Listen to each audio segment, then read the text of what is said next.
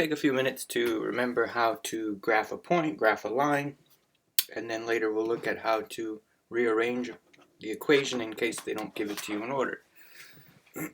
Generally, the first thing we want to know, because it doesn't work otherwise, is the x-axis controls left and right. And that's the one going here. Y-axis controls up and down. So when we draw a point, input, output, they say it's a coordinate. It's saying how much to the right and left, and then how much up and down. And if we could do that, that's the first step to being able to graph lines and other things. So when you take a point 2, 3, I'm saying go to the right or left 2, and then up or down 3. Now the positive numbers mean to the right or up, so positive 2 means start in the middle, 0, 0, go to the right 2. Then the 3 says go up 3. And that would be where our point would be. If I call it A. Let's say point B. And I said 5, negative 4. So again, right and left, so positive 5 means to the right 5, and then negative 4 means down 4. Positive 4 would mean up 4, because again, the second number controls up and down. So this would be point B. The x-axis, where we cross it, let's say I drew a line, I'll make it yellowish. Right, where I cross the axis, the x-axis would be my x-intercept. We tend to focus on something else. We tend to focus on, when graphing a line, the y-intercept. Okay, so the y-axis here in yellow, whenever it's crossed, we call that an intercept. So this red line's intersecting, or intersect means to cross. It's intersecting the y-intercept. And it's crossing it right there. So our y-intercept, when we write the equation of a line, is that number b, or the letter b. And it tells you where you draw your line, or where you draw the dot on the y-axis. So let's say I made a line, I'm not going to give you the slope, plus 3. Well, I would need to go up 3, 1, 2, 3, and right here would be where my line goes through. If I have y equals mx minus 3, my line's going to go through minus 3 right here.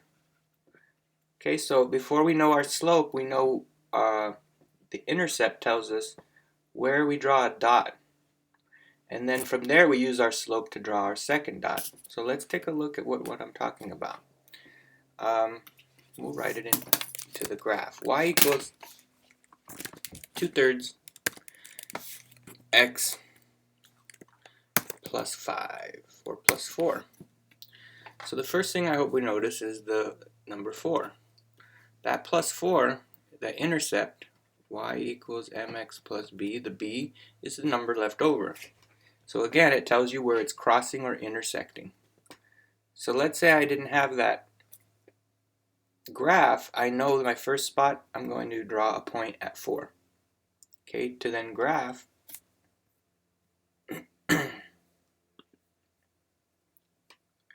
I'm going to use that point plus my slope. So let me go back. I use the number 4, and I'll draw a dot there.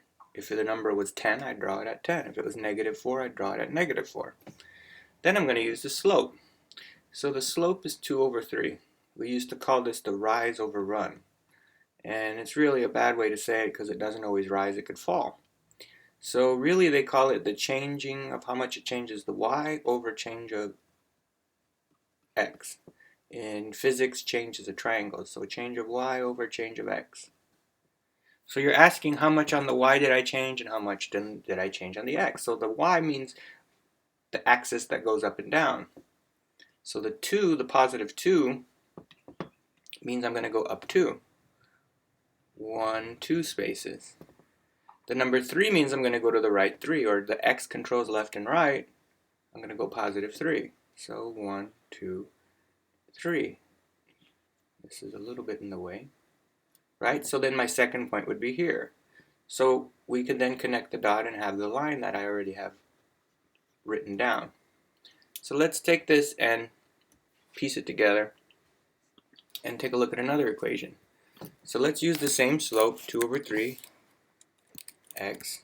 And then on geometry, we're going over how same slope makes them parallel. We can see they're facing the same way because they're going up 2 over 3. Okay, minus 4. So the second equation is the same slope, so it behaves in the same way, up 2 over 3, but it has a negative 4 instead of a positive 4.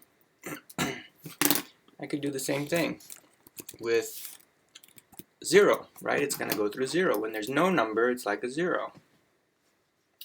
So if I didn't have any of these drawn or written down, how do we graph the equation of a line? Let's say I wanted to graph the equation y equals 2/5. I'll do negative x plus 4. I'll use a different number since we've used that a few times. Plus 8. So my first step would be to graph the point 8. Then my slope is going to be negative 2 over 5. So how much up or down controlling and how much left and right? Change of y over change of x. So I'm going to go down 2, 1, 2, because negative means to go down. And then the 5 means to the right 5. And here's my point. So my line's going to go through like that. And let's take a look. 2/5 x plus 8.